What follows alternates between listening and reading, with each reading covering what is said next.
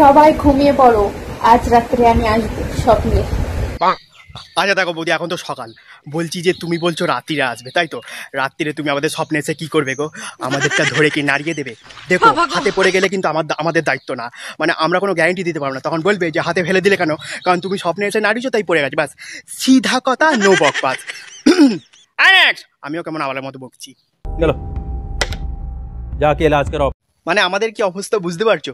মানে দিনে রাতে দুপুরে, এখন আবার বৌদিরা বলছে স্বপ্নতেও আসবে। মানে চারিদিকে খালি বৌদি আর বৌদি, মানে ইয়ং মেয়েদের আর কোনো জায়গা নেই বৌদিদের উৎপাতে, কি আর বলবো। কচি কচি মেয়েদের পিছনে সময় নষ্ট না করে ভাবিদের পটাও আর লাগামবিহীন ঘোড়া দৌড়াও। ঘোড়া ছোটাবার খুব শখ, তাই না? এসো একবার, জ্বালা মিটিয়ে দিচ্ছি, এসো। ঠিক আছে ভাবি, তোমার কথাই আমরা শুনবো। কচি কচি মেয়েদের পিছনে ছুটবো না। আমরা কিন্তু টাট্টু ঘোড়া না, আগেই বলে দিচ্ছি, আমরা কিন্তু পেগাসাস ঘোড়া। পারবে তো? কেন কি যখন ঘোড়া ছুটবে না তখন এমনি এরাম ভাবে কিন্তু ঘোড়া ছুটবে, পারবে তো সামলাতে? আচ্ছা ভাবি, বলছি তোমার এরাম আওয়াজ পড়ে তো? আমি তাহলে তোমার এমনি আওয়াজ পড়ে তো?